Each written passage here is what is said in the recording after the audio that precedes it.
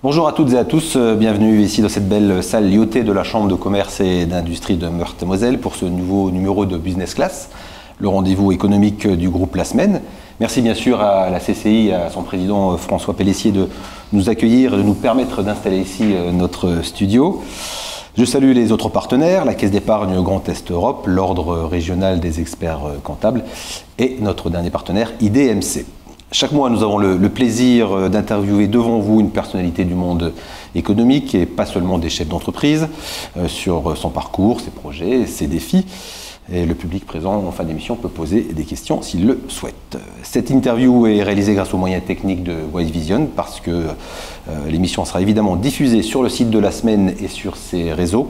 Elle fera également l'objet d'un retour dans notre hebdomadaire daté de jeudi prochain et dans le mensuel Éco Grand Est. Pour ce 6e numéro de Business Class, nous avons le plaisir d'avoir à nos côtés Hélène Boulanger, présidente de l'Université de Lorraine. Bonjour Hélène Boulanger. Bonjour. Tout va bien, vous êtes bien installée? Parfait. Voilà, tous mes voeux, parce que nous sommes encore au mois de janvier. Meilleurs vœux à vous aussi. Voilà. Je l'ai dit, donc vous êtes présidente de l'Université de Lorraine, vous avez été élue au printemps 2022, donc bientôt 2 ans, bientôt la mi-mandat, parce que ce sont des, si je ne m'abuse, le mandat de président d'université de 5 ans, donc pas encore la mi-mandat. Avant d'évoquer ces 2 premières années, quelques questions d'actualité. Et la première est d'ordre, j'allais dire, personnel, puisque le 31 décembre, à la lecture du journal officiel, on apprenait que vous étiez élevé au grade de chevalier de la Légion d'honneur. Ça fait quoi de s'apprêter à recevoir la Légion d'honneur? C'est très bizarre, surprenant. Je crois que la première personne que j'ai prévenue, c'est ma mère, et sa première réaction, c'est de dire « mais quand je pense comme tu nous as… alors je ne vais pas reprendre ces termes parce que c'était pas très correct, mais comme tu nous as compliqué la vie quand tu étais jeune, et de te voir maintenant avec la Légion d'honneur, c'est tout à fait surprenant. Voilà, ça l'est aussi pour moi. Je pense que cette Légion d'honneur, c'est autant celle de l'université que la mienne, et je souhaite, je n'ai pas eu l'occasion de m'exprimer sur le sujet, mais je la partage avec tous les collègues avec lesquels je travaille, tous les collègues de l'Université de Lorraine en général, parce que c'est une reconnaissance aussi du poids et de l'importance de l'établissement dans le paysage français. Donc vous allez vous apprêter à organiser, parce que c'est comme ça que ça se passe, la fameuse cérémonie. Alors ça n'est pas la priorité immédiate. Oui, j'imagine. Mais oui, on va organiser cela dans les mois qui viennent, avec toujours beaucoup de sérénité, de l'ouverture, et pour marquer quelque chose que je considère comme étant un acte qui m'engage encore davantage. Oui. C'est-à-dire ça vient peut-être renforcer les exigences que je peux avoir vis-à-vis de moi-même. Je n'ose pas même plus répéter les mots que ma mère m'a dit au téléphone, tellement ça me semble aujourd'hui inapproprié de m'exprimer de cette manière-là. En tout cas, voilà, félicitations, et on vous adresse nos sincères félicitations. Autre question, là du coup évidemment moins personnelle, mais d'actualité. Nous sommes actuellement, on vient d'avoir un nouveau Premier ministre. Gabriel Attal a été nommé par le Président de la République. Les premiers ministres ont été désignés. Pas de changement a priori, pas a priori, c'est sûr, pour l'enseignement supérieur et la recherche. Sylvie Retailleau a été reconduite dans ses fonctions. J'imagine que vous n'allez pas dire du mal de votre ministre de tutelle, mais surtout que c'est elle qui m'a donné la Légion d'honneur, donc ça… Voilà, donc en plus c'était alors, voilà, c'était dans le quota, j'allais dire, du ministère de l'enseignement supérieur et de la recherche. Donc c'est de la stabilité, donc plutôt une bonne chose, j'imagine, dans le monde de l'université. Une très bonne chose. J'ai déjà en premier lieu énormément d'estime pour Sylvie Retailleau, qui est quelqu'un dont je partage les valeurs et dont je partage aussi une vision extrêmement ambitieuse pour l'enseignement supérieur et la recherche en France. Forcément, je pense que toutes les présidentes et tous les présidents d'université vous diront que le fait d'avoir un ministère en propre est plutôt un signe particulièrement… Voilà, c'est de plein exercice, un ministère de plein exercice. Voilà, un ministère de plein exercice est plutôt un signe extrêmement encourageant. Je voudrais aussi saluer l'arrivée de Catherine Vautrin au gouvernement, la présidente de l'AVUF, l'Association des villes universitaires de France, sur le ministère du Travail et de la Santé, qui sont deux thématiques avec lesquelles l'enseignement supérieur et la recherche est forcément en relation extrêmement étroite. Donc ce sont plutôt de bons augures en fait pour ce début d'année 2024 pour les établissements d'enseignement supérieur et de recherche. Quels sont les grands chantiers que la ministre va devoir poursuivre, parce que c'est des chantiers qu'elle a déjà entamés. Pour vous, quels sont ceux qui vous semblent prioritaires pour l'université et pour l'université de Lorraine? Alors, il y a déjà toute la poursuite de ce qui avait été engagé par sa prédécessrice Frédérique Vidal avec la loi de programmation sur la recherche, parce qu'on a des enjeux en termes d'attractivité qui sont énormes. Nous sommes parmi les fonctions publiques qui rémunèrent le moins ces agents. Enfin, nos agents sont quand même plutôt défavorisés vis-à-vis des autres fonctions publiques d'État ou vis-à-vis de la fonction publique territoriale. Et un des objectifs de la LPR, c'est de permettre d'offrir des conditions salariales, des conditions de travail qui soient suffisamment attractives pour qu'on puisse continuer à émerger dans le concert des grandes nations de la recherche notamment. Donc il y a ce premier enjeu-là. Il y a un autre enjeu sur lequel elle travaille et pour lequel le site lorrain avec l'université et ses partenaires, les organismes nationaux de recherche, l'hôpital universitaire sont aussi engagés. C'est ce qui est résumé sous le mot simplification, mais qui va bien au-delà, c'est la redéfinition du paysage de la recherche en France, avec une redéfinition du rôle des organismes nationaux, du rôle des universités, et ça va aussi probablement avoir des conséquences assez importantes sur la relation ou la coopération, ou la qualité des coopérations entre hôpitaux universitaires et universités. Et puis enfin, dernier volet, et ça n'est pas le moindre, c'est celui de la vie étudiante. Il y a un chantier de reconfiguration, de reformatage du système de bourse, dont on voit bien qu'il n'est plus vraiment adapté à la situation actuelle. Il a totalement explosé en fait dans son fonctionnement en raison de l'inflation, qui a provoqué tout un tas de mécanismes qui ont abouti au fait de le rendre totalement obsolète. Mais ça fait quand même plusieurs années qu'on se dit qu'il est temps de le revoir, ce système de bourse, et ce travail est engagé, et je pense que ça fait partie de ses priorités. Alors maintenant, elle serait beaucoup mieux placée que moi pour parler de ses priorités de mandat. Elle aura sans doute l'occasion de le faire. Ouais.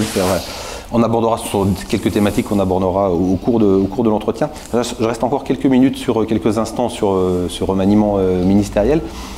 Avant que les ministres soient nommés, il y avait quelques rumeurs qui couraient ici ou là, comme souvent, et on avait entendu dire la possibilité de revenir sous un même ministère, Éducation nationale et Enseignement supérieur. Donc finalement, ce n'est pas le cas, mais c'est plutôt Éducation nationale et sport. Mais je ne sais pas si vous aviez entendu aussi ce son de cloche-là.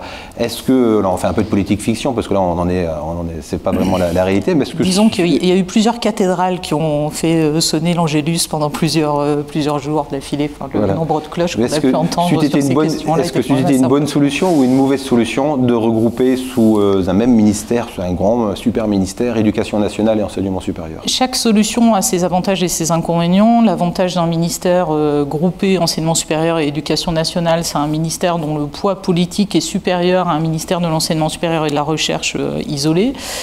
Et en même temps, il y a un risque de dilution des questions de l'enseignement supérieur et de la recherche qui vont avec le fait d'être à l'intérieur d'un ministère de taille beaucoup plus importante. Donc il y a à chaque fois des avantages et des inconvénients. Il faut en jouer. Moi je pense que, étant donné ce qui se joue aujourd'hui du côté de l'enseignement supérieur et de la recherche, les enjeux qui sont devant nous, ce qu'on peut appeler une forme de décrochage, en tout cas de difficulté du positionnement de la France dans le grand concert des nations de recherche, avec l'émergence de grosses forces du côté asiatique, bien évidemment, le fait de pouvoir traiter de manière autonome et focaliser ces questions-là me paraît plutôt être quelque chose de positif aujourd'hui. Donc la stabilité, c'est une bonne chose, et un ministère de plein exercice, c'est une bonne chose, pour résumer. Voilà.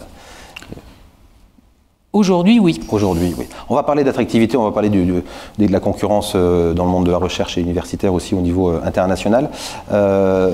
Encore une autre question un peu, non pas politique, mais c'était un rapport de la Cour des comptes qui est sorti il y a quelques jours sur les 35 heures dans le monde de l'université. J'imagine que voilà, vous l'avez lu, ou en tout cas vous avez eu un résumé de ce rapport de la Cour des comptes qui stipule qu'a priori dans les universités françaises, eh bien, les 35 heures ne sont pas appliquées, qu'on est plutôt aux 32 heures.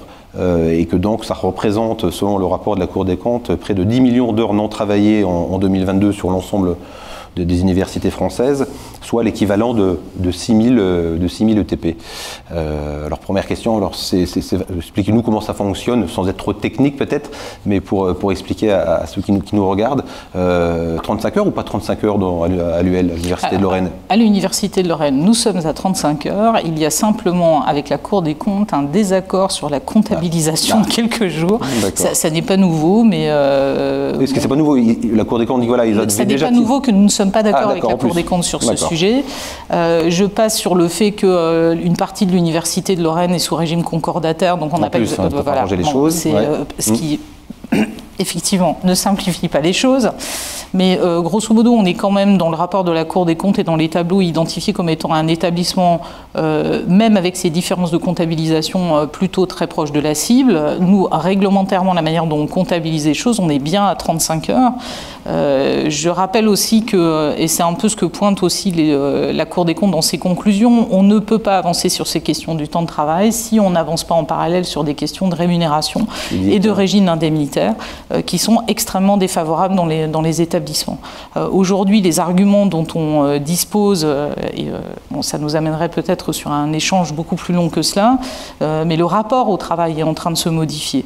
Le seul argument que nous avons à offrir en termes d'attractivité, ce sont les conditions de travail, les possibles modularités du temps de travail, l'ouverture du télétravail, la capacité peut-être, il y a un établissement ex-Marseille Université qui expérimente aujourd'hui la semaine de 4 jours.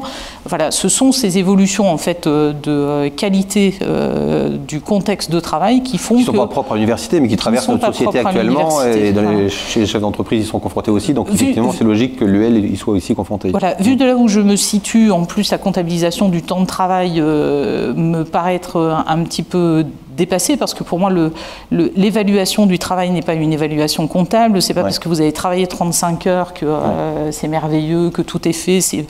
On devrait avoir une évaluation par le résultat en fonction de ce qui est attendu de chaque agent et pas sur le nombre d'heures passées derrière un bureau.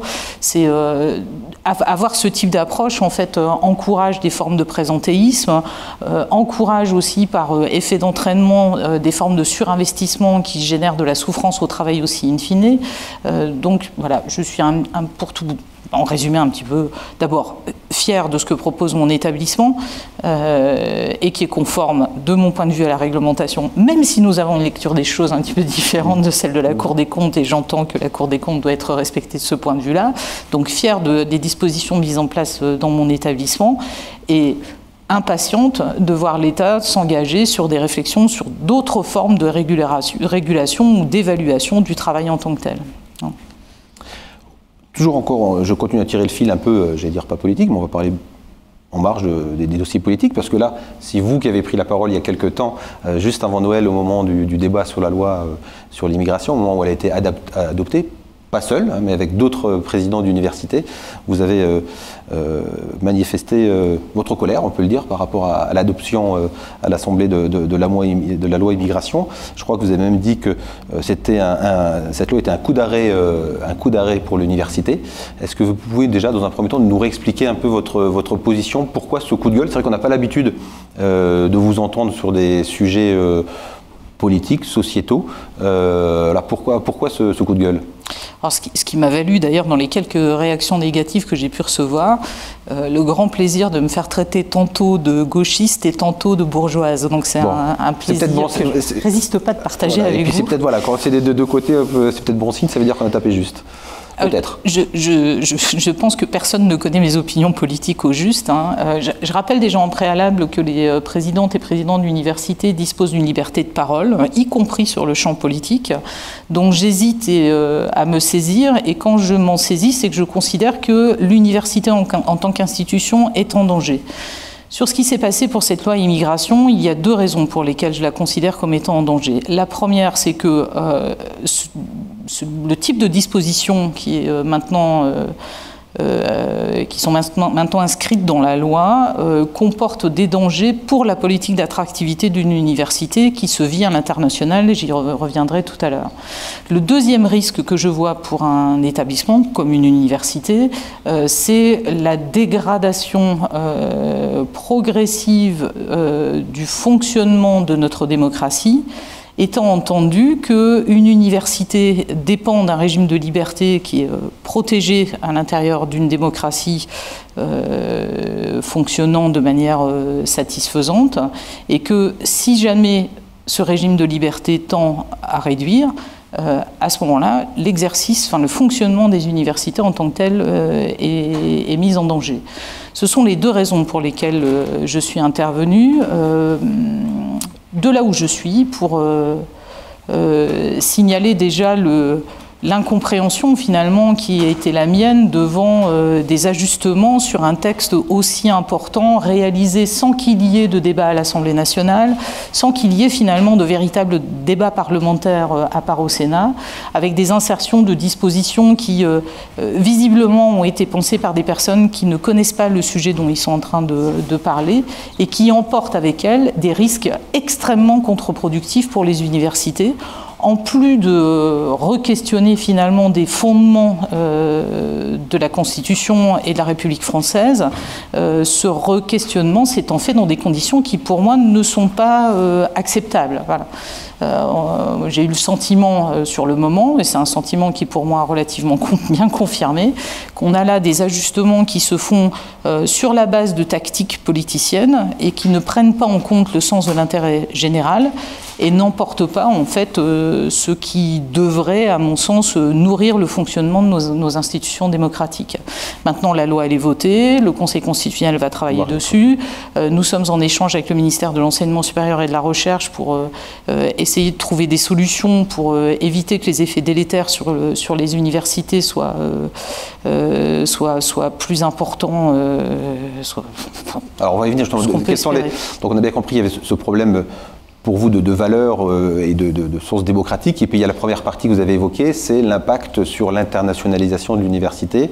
Donc c'est là-dessus quelles sont les craintes justement que vous avez concrètement. C'est-à-dire c'est le sujet des cautions que les étudiants étrangers devraient déposer, etc. C'est ça ça va nuire selon vous à l'attractivité de l'université française et plus particulièrement ici. Ça va nuire à l'attractivité de la France déjà, tout simplement, parce que sur la base de ce que je considère comme étant un fantasme sur l'immigration, qui est absolument pas documenté, absolument pas fondé sur des données objectives.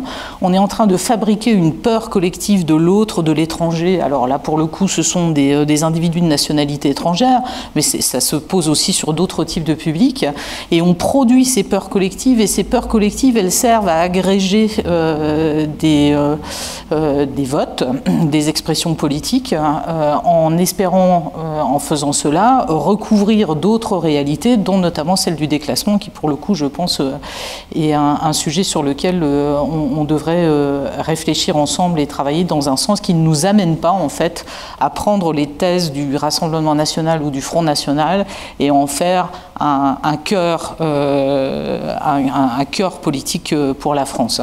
Parce que le signal qu'on envoie aujourd'hui, c'est celui d'une France qui n'est pas ouverte à la richesse qui lui vient de l'étranger. C'est le signal d'universités dans lesquelles on a des pratiques qui finalement vont décourager les étudiants.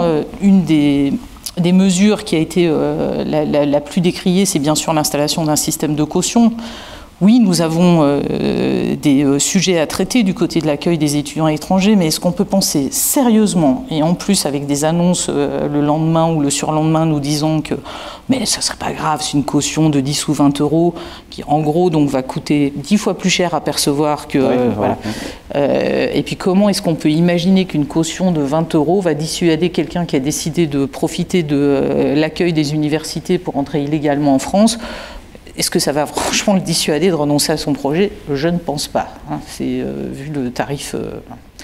Moi, j'ai toujours dit, et je le répète, on n'entre pas à l'université comme qu'on loue une trottinette à un appartement. Le système de caution n'est absolument pas adapté à ce type de problématique.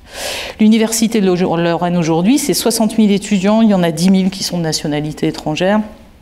10 000 étudiants que nous sommes ravis d'accueillir parce que c'est ce qui fait l'essence d'une université. Une université qui n'existe pas à l'international, qui n'a pas une partie de ses chercheurs, ses enseignants-chercheurs qui viennent de l'étranger. Ça ne ressemble à pas grand-chose. Une université dans laquelle il n'y a pas des brassages de population aussi vastes que possible, tous horizons sociaux, tous horizons géographiques, ne peut pas accomplir ses missions. C'est tout simplement parce qu'une université, elle vit du brassage des populations, des idées, elle se nourrit de cette richesse, de cette variété qui se retrouve en son sein. On ne peut pas travailler en vase clos. Un bon chercheur chez nous, c'est quelqu'un qui a passé un bon moment de sa carrière dans un laboratoire à l'étranger pour découvrir d'autres méthodes, d'autres façons de travailler, d'autres idées, qui vient les réimporter, les recroiser avec ce qu'il va trouver dans nos laboratoires. C'est pareil pour les étudiants. Ces étudiants que nous accueillons, 10 000 étudiants aujourd'hui en Lorraine, ce sont 10 000 ambassadeurs potentiels pour la Lorraine. Ce sont aussi des centaines d'employés potentiels pour une industrie, pour une économie dont on sait qu'elle aura à faire face d'ici quelques années à un phénomène de décroissance démographique non négligeable. Ça va être de plus en plus difficile de trouver des jeunes de nationalité française pour occuper des emplois. Donc cette histoire de préférence nationale, pour moi, n'a vraiment aucun sens. Elle est bâtie sur le mythe que la France est beaucoup plus attractive que d'autres pays européens, ce qui n'est pas le cas. Quand on regarde les données, ça n'est absolument pas le cas. Et sur le mythe aussi que l'on choisirait la France pour pouvoir bénéficier du système d'aide sociale et pouvoir donc se la couler douce, entre guillemets, sur les frais aux frais du contribuable français. C'est un fantasme qui est entretenu sur la base d'intérêts et d'intentions politiques, et je me permets de le regretter personnellement très fortement. On a bien compris que c'est très fortement, sachant que c'est un combat de conviction, on le sent bien. Je pense franchement que la France mérite mieux. Ouais. Alors, je l'ai dit, on ne nous entend pas souvent sur ce registre-là. Est-ce à dire que, à l'avenir, sur d'autres sujets, mais qui reviennent, qui sont en lien avec ces sujets-là, vous vous interdisez pas, j'imagine, de prendre de nouveau la parole, de tirer la sonnette d'alarme en tant que présidente d'université, si d'aventure il y avait un risque de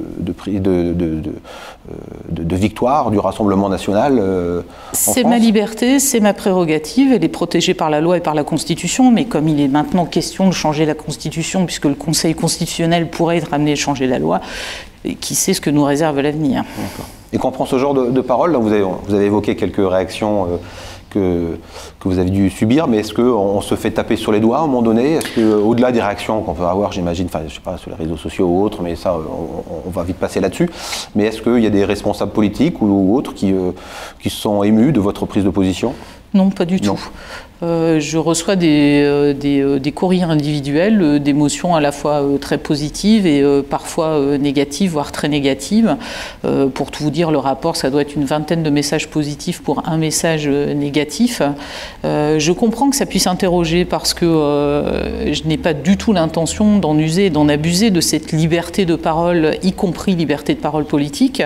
Je n'ai pas l'intention de me positionner sur tous les sujets qui arrivent dans l'espace public. Je ne suis pas intervenue au moment de la réforme des retraites, je ne suis pas intervenue à d'autres temps en fait du débat public. Je suis vraiment intervenue là parce qu'il me semble qu'il y a une sonnette d'alarme à tirer et un appel en fait à la conscience collective de ce qui est en train de se produire autour de nous. Je ne suis pas sûre d'avoir des clés pour essayer de lutter contre cela, mais je ne peux pas ne rien faire ou ne rien dire en faisant comme si tout était tout à fait normal et en limitant ma prise de parole à ce qui concerne exclusivement le champ des universités. Alors si on est sur ces sujets sociétaux, j'allais dire, qui peuvent agiter le pays et traverser notre société, on a pu lire, on a pu constater aussi que depuis l'attaque terroriste du 7 octobre du Hamas sur Israël, certaines universités étaient traversées par des courants antisémites, antisionisme. Est-ce que c'est quelque chose que vous avez constaté, qu'on a pu constater à l'Université de Lorraine? Est-ce que c'est quelque chose qui vous inquiète? Est-ce que vous avez des signaux sur le sujet ou pas? C'est un sujet au-delà de cette situation particulière, c'est un sujet de préoccupation du quotidien. L'équilibre des expressions, le respect des uns et des autres, c'est une préoccupation au quotidien. Trouver les bons mots, je pense, c'est bien de cela dont il s'agit, puisque les attaques du Hamas, les attaques terroristes du Hamas en Israël en octobre, on l'a bien vu, ont provoqué d'énormes questionnements sur des mots. Est-ce que ce sont des attaques? Est-ce que c'est du terrorisme? Comment est-ce qu'on peut en parler? Est-ce qu'on va utiliser le terme d'holocauste, quels sont les mots que l'on va utiliser pour pouvoir parler de ce qui s'est passé? Et on se retrouve dans la même difficulté avec l'intervention d'Israël sur la bande de Gaza, où on sent bien qu'il y aurait quelque chose à exprimer, mais les mots que l'on va pouvoir utiliser sont difficiles à trouver. Et pourtant, les souffrances, elles existent, elles ne sont pas comparables, elles ne sont pas équivalentes, elles s'expriment dans différents registres, mais les souffrances de ces populations-là, elles sont réelles. Nous avons des étudiants qui sont très sensibles à la cause palestinienne, nous avons des étudiants, et des personnels, j'aurais dû l'ajouter, des étudiants et des personnels qui sont très sensibles à la cause israélienne, nous avons des étudiants et des personnels qui sont concernés par tout un tas de causes diverses et variées. Comment on fait de l'université un espace qui reste un espace de liberté d'opinion, de liberté d'expression, qui respecte la liberté académique, qui est un point sur lequel je suis particulièrement sensible, sans en faire un espace qui devient un instrument au service des appels à la haine, enfin de tout ce qui fait qu'à un moment, on va franchir les limites de la liberté définies par la loi et aller se mettre en dehors de la loi, justement. Et c'est un équilibre qui, je vous l'avoue, n'est pas toujours très facile à trouver. Pour l'Université de Lorraine, les mois qui viennent de s'écouler sont des mois relativement sereins, mais ça implique beaucoup d'écoute, beaucoup de travail de proximité, de vigilance, de questionnement permanent. Nous avons parfois des comportements, mais pas forcément dans ce contexte-là particulier. L'antisémitisme est présent, le racisme est présent, le sexisme est présent également. Enfin, toutes les formes de discrimination et de haine de l'autre sont présentes à l'université, comme elles le sont partout ailleurs dans la société, et c'est bien normal. Donc cette vigilance au quotidien, elle est à la fois difficile à exercer, mais en même temps particulièrement nécessaire pour préserver ce qu'est l'université. On va revenir sur des sujets un peu plus cœur de métier, je veux dire université. Vous avez parlé de l'image de l'université française et de l'image de l'UL à l'international. Pendant longtemps, ces dernières années, voilà, on avait le fameux classement de Shanghai qui était un peu, on avait l'impression que c'était l'alpha et l'oméga. Oui, et je ne sais pas qui a eu l'idée de publier les résultats de ce classement le 15 août. Mais et ça tombait à chaque fois le 15 août. Alors remercier personnellement, ça a dû gâcher, avec beaucoup de gratitude. Ça a dû gâcher les vacances estivales de pas mal de présidents d'université ces dernières années. On en parle peut-être un peu moins. Alors pour rappel, je crois que généralement l'UL se situe à peu près au 300e rang dans ce classement, plus ou moins.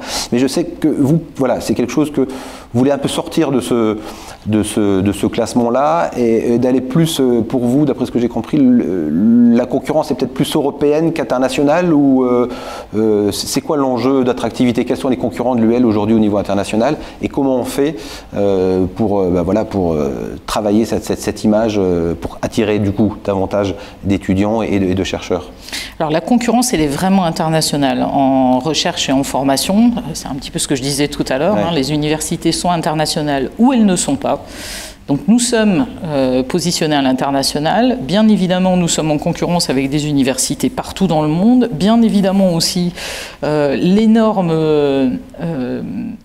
développement qu'on observe à l'heure actuelle sur la zone Asie et notamment en Chine nous pose question, enfin moi me pose question depuis des années. On voit bien notamment sur les disciplines sur lesquelles l'Université de Lorraine est très bien positionnée, en sciences pour l'ingénieur. La Chine a développé un plan qu'on a peut-être lu avec beaucoup de retard, parce que ça s'est inscrit, c'est un effort de plusieurs dizaines d'années. Je suis dans un domaine où il faut faire un effort plusieurs dizaines d'années d'affilée avant d'obtenir des résultats spectaculaires. Donc on l'a vu arriver peut-être un peu tard, en étant très à l'aise finalement, assis sur nos lauriers.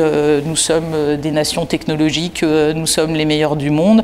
Et puis finalement, on s'est fait rattraper. Aujourd'hui, l'investissement en recherche, il est plus important en Chine qu'aux États-Unis, plus important que sur la zone Europe. Ils nous ont doublé sur un certain nombre de thématiques qui sont essentielles pour la souveraineté des États et qui forgent en fait la supériorité de l'Occident l'Occident depuis supériorité économique de l'Occident depuis des dizaines d'années maintenant. On a donc une question à se poser. Il me semble assez évident que l'Université de Lorraine, eu égard à ce qui est en train de se passer sur cette zone-là, de ce qui est en train d'arriver en Inde également, elle va forcément être amenée à reculer dans ses classements internationaux parce que nous avons une politique d'investissement en recherche qui est au niveau européen, parce que pour moi c'est un sujet qui ne se traite pas du tout à l'échelle française, c'est vraiment un sujet à traiter à l'échelle européenne. On est en train de parler d'investissements dans la recherche et le développement qui sont des volumes d'investissement beaucoup trop massifs pour l'échelle française. Donc c'est à cette échelle européenne que cela se joue et on est, enfin à mon sens quand même, très en retard sur la capacité à le faire. Et ce retard découle bien évidemment de l'investissement public, mais découle aussi de l'investissement privé. Et pour qu'il y ait une recherche et un développement efficace, il faut une meilleure coopération entre recherche publique et recherche privée, entre tous les acteurs de la recherche et du développement. Et on le voit, par exemple, sur un sujet comme l'intelligence artificielle, c'est cette articulation entre privé et public, cette capacité à mobiliser chacun ses forces et à tout mettre ensemble, en fait, pour obtenir un résultat probant, qui fait aujourd'hui une différence majeure que nous ne parviendrons pas à rattraper sur cette question-là, je pense. Ça serait dommage que l'Europe se limite en fait sur ces sujets technologiques qui sont essentiels pour sa souveraineté à des intentions en matière de régulation, de réglementation. C'est évidemment très important qu'elle le fasse, hein, parce que souvent elle est d'ailleurs à peu près la seule à le faire, où elle ouvre la voie en cette matière. Moi je rêve d'une Europe qui arrive à se construire avec cet objectif de souveraineté technologique et avec cet élan associant forces privées, forces publiques, tous dans la même direction. On peut encore, c'est pas trop tard, parce que vous dites voilà, qu'on a pris, on s'est fait, voilà, on s'est reposé un peu sur nos lauriers, on a pris un peu de retard.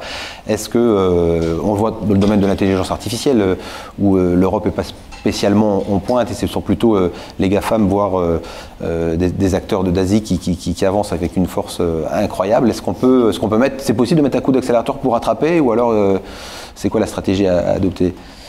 Alors, le coup d'accélérateur, la recherche, elle est bien présente. Hein. On a de véritables pépites sur ce domaine-là, comme sur d'autres. Ce qui va nous manquer, c'est un peu ce que je disais, c'est l'alliance privée-publique, c'est-à-dire la capacité à passer à l'échelle industrielle avec une force de frappe importante et une vitesse d'action tout aussi importante. Nous arrivons à faire... c'est un peu ce qui caractérise aussi la France dans son développement, dans son innovation industrielle. On arrive à faire des objets extrêmement performants, mais qu'on n'arrive pas à passer à une échelle vraiment massive. La clé, elle est au niveau européen, mais la clé aujourd'hui, elle est plutôt du côté, pour moi, de la structuration des forces privées en Europe là, sur ce sujet. Et en Lorraine, comment ça se passe justement parce que c'est aussi de vos deux objectifs, de la relation entreprise-université. Est-ce que sur les 2 dernières années, même si ça s'inscrit évidemment dans le temps long, mais si on parlait tout à l'heure un peu pas de bilan de mi-mandat et pour cause, mais est-ce que les actions que vous avez menées vont commencer à porter leurs fruits, l'accélération de ce côté-là, le côté relation entreprise-université ? Alors, je le disais tout à l'heure à propos de la Chine, mais toute proportion gardée, il faut des dizaines d'années pour obtenir un résultat. Les résultats que mon équipe et moi nous obtenons aujourd'hui, alors bien évidemment, on y est un petit peu pour quelque chose parce qu'on travaille pour les obtenir, mais ce sont les fruits de ce que nos prédécesseurs en fait ont semé, et je rends hommage à tous les anciens présidents des universités de Lorraine parce que ce que nous avons aujourd'hui, c'est le fruit de ce qu'ils ont construit. Et c'est pour moi essentiel de le dire, un président d'université ou une présidente d'université, si brillante soit-elle ou si brillant soit-il, quand il commence à travailler, il arrête 4 ou 5 ans plus tard. Ce qu'il a effectué comme transformation en profondeur, ça ne sera pas visible au cours de son mandat. C'est un peu un sujet qu'on a en commun probablement avec les hommes politiques de ce point de vue. Donc ce travail de fond, il est en route, il a été démarré avant moi, il va se poursuivre après moi. On est dans une région qui est la région Grand Est avec un pourcentage du PIB investi en recherche et développement, que ce soit privé ou public, qui est assez sensiblement inférieur à la cible de 3%, qui est la cible que nous essayons de nous donner en Europe. De mémoire, c'est mais je vais dire des bêtises, donc on est plutôt aux alentours de 1,7 je crois. Mais oui, donc l'écart est important, quoi. Voilà, il y a un écart qui est de toute façon relativement important, ce qui est lié à plusieurs raisons. Une nouvelle fois, il y a la partie publique et la partie privée également. On est aussi sur une région Grand Est avec des situations assez hétérogènes suivant les sillons dont on va parler. Le sillon rhénan n'est pas tout à fait comparable au sillon lorrain par exemple ou au sillon mosellan, si on préfère utiliser cette appellation-là. Dans ce contexte-là, l'Université de Lorraine, je pense, a compris assez rapidement que son défi, c'était de nourrir le tissu économique qui l'entourait pour essayer de favoriser autant qu'elle le peut, parce que c'est pas tout à fait, enfin, le travail d'une université, c'est pas de créer, de développer des entreprises, ce sont les industriels, les entrepreneurs qui le font, ça n'est pas nous, mais en tout cas de faire tout ce que nous pouvons pour essayer de faciliter ce développement, parce que nous avons à faciliter la réinstallation de forces en recherche et développement privées en proximité sur nos territoires. Nous avons à favoriser la réindustrialisation, nous avons à favoriser le développement de l'activité économique pour des raisons finalement assez évidentes. Une université, elle se nourrit de son territoire, elle nourrit son territoire, mais elle se nourrit aussi de son territoire. Si son territoire est en décroissance économique, l'université va automatiquement entrer dans une séquence de décroissance. C'est automatique. Donc nous avons intérêt à ce que les territoires sur lesquels nous travaillons se développent sur le plan économique. Ça fait des emplois pour nos étudiants, ça fait un environnement pour accueillir les familles des personnes qui viennent travailler chez nous. Enfin, il y a tout un ensemble de dynamiques positives qui lient attractivité, développement des territoires, attractivité, développement des universités. Et les entreprises, les chefs d'entreprise que vous rencontrez, parce que là vous êtes, j'imagine, très active et vous rencontrez certainement, le regard change sur l'université ou pas? Ils comprennent qu'il y a possibilité de travailler avec les équipes de l'université Lorraine et de leurs différentes composantes, ou est-ce que c'est dur encore d'aller chercher des chefs d'entreprise pour travailler avec les universitaires? Alors, jamais pensé que c'était vraiment complètement dur. Ça dépend vraiment déjà du type d'entreprise auquel on s'adresse. Le sujet de préoccupation que j'ai aujourd'hui, ce sont des entreprises de petite taille pour lesquelles nous pourrions apporter quelque chose et que nous avons du mal à identifier, à toucher. C'est tout ce qui motive en fait l'installation du pôle universitaire d'innovation, qui doit nous amener à mieux travailler avec nos partenaires, comme par exemple la CCI, tout simplement parce que on est un réseau d'acteurs qui travaillons en proximité avec les entreprises. Si peut-être que les PME, ça leur fait peur. Autant un grand groupe qui est structuré, peut-être plus structuré pour travailler avec les différentes. Je ne devrais pas dire ça parce que j'en suis la présidente, mais honnêtement, quand on regarde une université, c'est pas toujours très facile de comprendre comment ça marche. Je pense que tout le monde sera d'accord avec ça, même moi. Donc tout ce qui va nous permettre en fait de travailler tous ensemble, tous les acteurs de l'écosystème d'innovation, pour apporter des solutions, essayer d'aider en fait des entreprises pour faire sauter des verrous technologiques, lever des difficultés passagères, les accompagner en fait dans des transitions qui vont devenir essentielles si elles veulent rester compétitives. Et cet accompagnement-là, l'université ne peut pas le faire toute seule, mais en travaillant avec l'ensemble de ses partenaires, les organismes, les pôles de compétitivité, les chambres consulaires. Parce que c'est ça le sujet. Une PME, à qui elle s'adresse? Une PME industrielle qui souhaite développer un process, qui a une idée, qui voudrait bien s'appuyer sur le potentiel de recherche local, parce qu'il sait que ça existe, on a entendu parler. Il va où? Il ne décroche pas son téléphone pour appeler Hélène Boulanger. Enfin, il peut. Il peut. Il peut. Moi, je ne décroche pas quand je ne connais pas le numéro quand même. Il peut bien évidemment m'appeler, mais l'idée du pôle universitaire d'innovation, c'est que nous, l'ensemble des acteurs de l'écosystème d'innovation, se connaissent suffisamment bien pour que, qui que soit l'acteur, la personne qui rentre en contact avec cette entreprise, elle puisse lui trouver le bon interlocuteur et faciliter et fluidifier l'installation des coopérations. C'est ça l'idée du pôle universitaire d'innovation. Et au-delà de ça, concrètement, le pôle universitaire d'innovation, il se concrétise de quelle manière? Ça, c'est la philosophie que vous avez expliquée, mais pour encore une fois, les chefs d'entreprise ou autres, ça va se concrétiser de quelle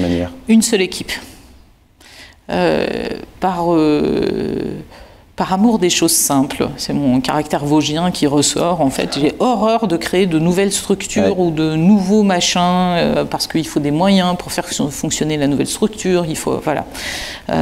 Donc, on part avec ce qui existe et simplement, on fait travailler les gens ensemble. Quand ils travaillent ensemble, on essaie de le faire dans un esprit de coopération et pas de compétition, mais vraiment un esprit de coopération et de faire en sorte qu'on travaille tous avec la même idée.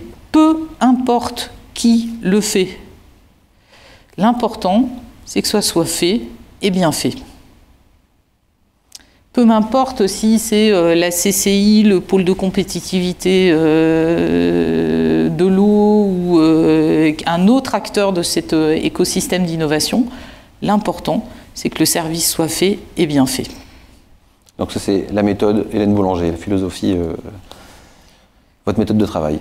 De coopération et pas de compétition. Vous l'avez évoqué tout à l'heure, le poids de l'université, enfin le rôle de l'université dans le développement économique local. Au moment où vous avez été élu, il y a 2 ans, la polémique du moment, parce qu'il y en a toujours un moment, y compris au niveau local, c'était notamment de la part de certains élus de Lorraine Nord et notamment le maire de Metz, de dire voilà, on a une UL, une université lorraine qui penche trop vers le sud, avec des prises de décision qui sont souvent favorables au sud. Je caricature, je vais vite, mais en gros, c'était comme ça. C'est sur ce fond de polémique sur lequel, au moment duquel vous avez été élu. On n'en parle plus trop.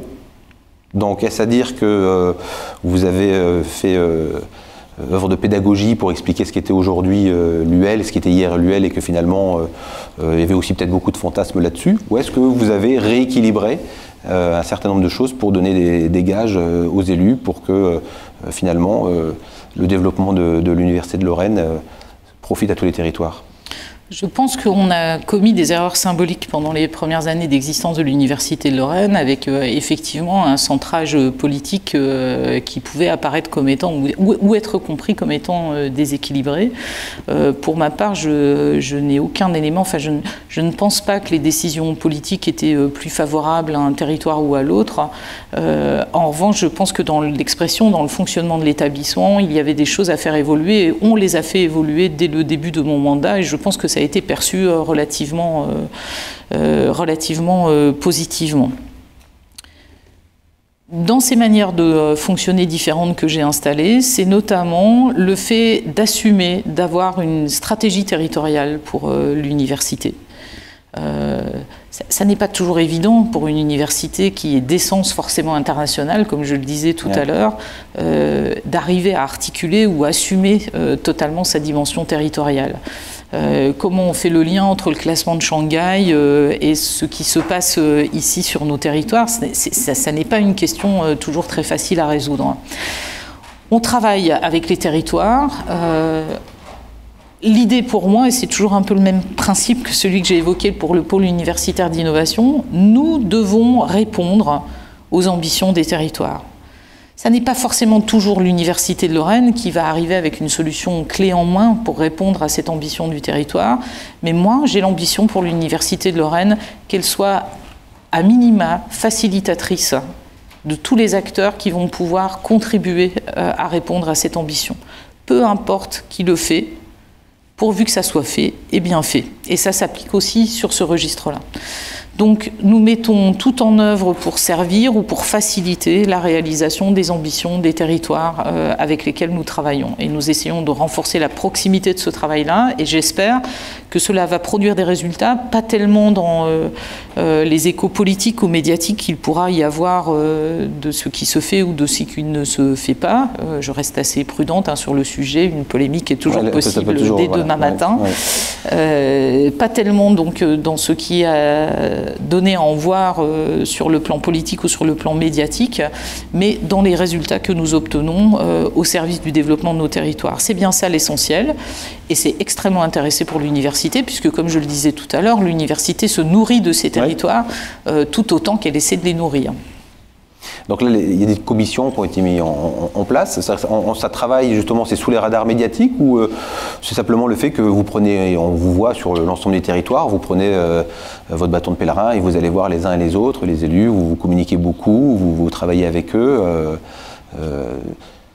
Alors le travail de fond, il n'est pas forcément visible, effectivement, oui, sur le plan médiatique. On développe des schémas de déploiement universitaire dans chaque agglomération, communauté. C'était pas le cas avant ? Ah non, pas du tout, non. On avait une stratégie d'établissement qui était pensée de manière unique et homogène, et là on s'efforce en fait d'articuler ces stratégies d'établissement qui existent bien toujours, mais on essaie de l'articuler avec les stratégies propres de chaque territoire. Voilà, donc la nouveauté, elle est là aussi, c'est ce qui permet justement d'expliquer, de faire de la pédagogie et puis de travailler ensemble. Voilà, ce qui est tout à fait passionnant parce que sur un territoire donné, c'est quand même assez marqué ces dernières années, on commence à raisonner en filière, on commence à associer différents acteurs en fait d'une chaîne de valeur et de les positionner sur un même territoire. Donc l'enjeu pour l'établissement, ça va pas être pour mon établissement, l'Université de Lorraine, ça ne va pas être de démultiplier les facs de droit, démultiplier les facs de médecine, démultiplier les facs de sciences humaines et sociales partout sur le territoire. Ça va être de dire, nous avons un territoire dans lequel on a des filières économiques qui sont identifiées. Quelle est la valeur ajoutée de l'université ? Nous avons dans chacun de ces territoires des campus qui sont en fait des têtes de pont qui doivent donner accès à l'ensemble du réseau universitaire. On doit être capable d'utiliser ce réseau au service du développement de ces filières. Vous parlez de médecine et de faculté de médecine, ça fait le lien avec un dossier qui agite de temps en temps aussi le Nord Lorraine, mais avec des répercussions ici, c'est l'universitarisation du CHR Metz-Thionville. Alors est-ce que vous pourrez expliquer quels sont les enjeux de ce dossier, et deux, selon vos informations, où on en est aujourd'hui ? Alors, les enjeux, je ne vais pas refaire toute l'histoire. La raison pour laquelle l'hôpital régional de Metz-Thionville est un hôpital régional aujourd'hui. N'est pas universitaire. Et il n'est pas universitaire. Et pour devenir un hôpital universitaire, il ne suffit pas de mettre un U sur la façade. Il y a un travail à réaliser. Nous avons eu une mission d'inspection générale, l'inspection générale du ministère de la Santé et du ministère de l'Enseignement supérieur et de la Recherche. Les inspecteurs généraux ne sont pas des personnes qui agissent ou qui raisonnent sur commande. Ils ont objectivé toutes les données dont ils pouvaient disposer et ils nous ont donné une bonne vision en fait de la trajectoire que l'on devait suivre pour arriver à cette universitarisation du CHR de Metz-Thionville. Là aussi, ici, pour l'université, il y a un intérêt particulier à augmenter en fait la surface des hôpitaux universitaires avec lesquels elle collabore. Il y a un intérêt en termes de formation, il y a un intérêt en termes de recherche, il y a un intérêt en termes d'innovation. Nous avons un hôpital régional à Metz-Thionville qui est un hôpital régional de première qualité dans les soins fournis aux patients. La question aujourd'hui, c'est comment on avance pour en faire un espace d'aussi bonne qualité en formation et en recherche pour en faire un hôpital universitaire. La réponse qui nous a été donnée par l'inspection générale, c'est de procéder à une universitarisation progressive, discipline par discipline, département par département si vous préférez, ou service par service, et puis engranger, accumuler les transformations pour arriver à en faire un hôpital universitaire, ce qui nous amènerait en fait à une emprise pour l'Université de Lorraine dans ses coopérations avec des institutions hospitalo-universitaires de premier plan. Premier plan, visible à l'international également, ce qui n'est pas non plus complètement négligeable. Pour y parvenir, il y a plusieurs conditions. Il faut que les acteurs soient engagés dans cette démarche-là, les acteurs locaux, politiques, hôpitaux, universités, bien évidemment, l'Agence régionale de santé, tout le monde est en ligne aujourd'hui. Tout le monde est aligné. Tout le monde est aligné, tout le monde avance. Deuxième condition, il faut que l'État soutienne cette démarche. Nous avons besoin de postes qu'on appelle des postes hospitalo-universitaires, qui sont des postes d'État, de fonctionnaires d'État, créés sous un régime un peu particulier, mais je ne vais pas rentrer dans les détails. Nous avons besoin de ces postes-là parce que le CHU de Nancy est déjà sous-encadré aujourd'hui. Donc si on prend les forces du CHU de Nancy pour les répartir sur l'ensemble de la Lorraine, on va avoir un désastre à Nancy et un désastre à Metz et Thionville. Donc il faut des postes en plus. Voilà. Il faut des postes en plus. Combien ? Enfin, est-ce qu'on peut avoir... Ce sont des dizaines de postes qui devront être créés sur un temps long pour arriver à avoir une forme d'universitarisation qui ne soit pas contre-productive pour nos territoires. Un temps long, pour moi, c'est des dizaines d'années. Quand on parle d'un processus d'universitarisation, l'universitarisation en tant que telle du CHR de Mestionville pourrait aboutir dans une dizaine d'années, donc relativement rapidement, mais l'effort à produire pour avoir un résultat, c'est-à-dire un hôpital universitaire qui répond aux grands standards internationaux sans faire décrocher Nancy en même temps, c'est un effort à produire sur plusieurs dizaines d'années. Nous sommes déterminés à y parvenir et tant que nous travaillerons ensemble, nous aurons un message à porter vis-à-vis de l'État qui est un message convaincant, structurant. Oui, nous savons où nous allons et nous y allons tous ensemble. C'est pour moi la condition sine qua non pour y parvenir. Ces moyens que nous ne pouvons obtenir que de l'État, puisqu'à un moment donné, même si les uns et les autres nous faisons des efforts en rajoutant des postes de contractuels, même si la région intervient, à un moment donné, pour installer cela dans la durée, il faut des postes de fonctionnaires d'État et c'est le seul moyen pour un processus d'universitarisation d'y parvenir. Et puis enfin, dernier élément, qui est un élément quand même clé, il faut que les équipes médicales aient envie d'y aller. Ça n'est pas tout à fait négligeable non plus. Donc voilà, pour moi, ce sont les trois conditions. La première condition, elle est pour moi remplie, on y travaille. La deuxième condition, plus on sera, voilà, l'État dépendra de notre capacité à maintenir cette cohésion et cette trajectoire commune et cette détermination que nous portons les uns et les autres. Et la troisième condition est celle qui dépendra aussi des équipes avec lesquelles on travaille pour voir quelles sont les envies et les appétences qui vont émerger. On le disait tout à l'heure, 2 ans de mandat, dans une semaine... Un an et demi, je sais que... Ça va vite. C'était le printemps, c'est vrai. On est au mois de janvier, donc mois de janvier et les vœux la semaine prochaine, je crois, vos vœux. Vous n'allez pas nous dévoiler ce que vous allez les dire, mais quand même, votre feuille de route pour 2024, parce que vous allez en parler certainement aux vœux, quelle est la feuille de route dans les grandes lignes pour Hélène Boulanger en 2024 ? Alors nous avons nos ambitions à porter en matière de recherche et de formation. Je suis allée avec d'autres collègues lundi à Paris défendre un projet de cluster intelligence artificielle de niveau européen pour la région Grand Est, qui est un projet porté par l'Université de Lorraine en partenariat avec l'Université de Strasbourg, les deux CHU, CNRS, INSERM, je vais en oublier, et INRIA bien évidemment, le porteur est un chercheur de l'INRIA, tout à fait. C'est un projet d'ampleur. Si on l'obtient, c'est 100 millions d'euros en fait, positionnés sur la région Grand Est pour porter la thématique intelligence artificielle. L'Université de Lorraine, c'est ça. C'est la capacité à agréger des forces pour nous inscrire sur des thématiques, notamment des thématiques technologiques, qui sont d'une importance vitale pour le développement et le positionnement de la région Grand Est.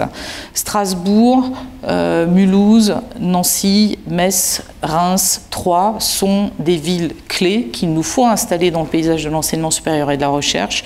Chacune de ces villes a en matière universitaire des complémentarités par rapport à ses consoeurs. Ce sont sur ces complémentarités-là qu'il faut jouer. Je vais vous redire ma phrase un petit peu fétiche de la soirée, c'est peu importe qui le fait pourvu que ça soit fait et bien fait. Si nous arrivons à obtenir un succès à cet appel, ça veut dire que nous allons installer un cluster intelligence artificielle d'une importance massive sur le Grand Est. Il y en aura probablement 4, 5 ou 6 à l'échelle française. Faire exister le Grand Est n'est pas une chose complètement anodine. On l'a fait en 2023 avec l'obtention d'un institut hospitalo-universitaire suivi d'un réseau hospitalo-universitaire dont IHU et RHU derrière. On l'a fait sur la santé, on le fait sur l'intelligence artificielle. Ça n'est pas tout à fait rien en termes d'ambition. Ambition en termes de formation, nous installons notre nouvelle offre de formation à compter de la rentrée de septembre 2024 avec des parcours de formation davantage personnalisés, une offre de formation qui est en phase avec les besoins des entreprises que nous percevons au travers de ce qu'on appelle chez nous des conseils de perfectionnement. Ce sont des endroits dans lesquels on discute avec des organisations professionnelles des entreprises de la manière dont nous faisons évoluer nos formations. Grosse ambition aussi sur l'établissement qui est d'engager une réflexion, un travail de fond sur la réinvention du rapport au travail, qui est un sujet qu'on a un petit peu évoqué avec le temps de travail. Je pense que il y a 7000 personnels à l'Université de Lorraine, donc il m'arrive parfois de me dire que j'ai des problématiques qui ressemblent un petit peu à celles d'un chef d'entreprise. On a un sujet en termes d'attractivité de nos emplois, on a un sujet du côté de la capacité de l'organisation à innover, à se réinventer elle-même, à aller toujours plus loin finalement. L'attractivité de l'emploi au niveau du corps universitaire, enfin enseignant, ou plutôt administratif tout corps confondu. Alors, comme j'ai commencé à travailler aux États-Unis, j'ai un petit peu de culture américaine, mais pour vous expliquer un peu les choses, donc c'est totalement orthogonal par rapport à la culture française. Voilà, je pense que je dois avoir 53 ans, quelque chose comme ça. Je suis titulaire d'un doctorat, c'est-à-dire un niveau bac+8 en formation. J'ai quelques dizaines d'années d'expérience professionnelle derrière moi. Mon salaire net aujourd'hui, c'est 3 000 € par mois. Ouais. Voilà. Ce qui est beaucoup mieux que ce que pouvaient gagner mes parents et tout un tas de gens, donc je me sens un petit peu privilégiée de ce point de vue-là. Mais je ne vous cache pas que si je vais quelques kilomètres au nord, du côté de l'Université du Luxembourg, on n'est pas du tout en train de parler des mêmes salaires. Et quand on regarde les salaires des chercheurs et des enseignants-chercheurs en France, ça n'a quand même pas grand-chose à voir avec ce qu'on peut nous proposer à l'étranger. On a parlé de la concurrence internationale, y compris asiatique, mais on n'a pas parlé de la concurrence de nos voisins. Elle est réelle. Ne nous voilons pas la face. Quels sont les arguments qui font qu'une université, elle peut attirer les meilleurs chercheurs, les meilleurs ingénieurs, les meilleurs techniciens, les meilleurs étudiants? Pour moi, ce ne sont pas des arguments pécuniaires parce que les grilles salariales sont définies par l'État. Même si je faisais quelque chose dans mon université, je ne pourrais même pas me payer davantage, ce qui est quand même un drame.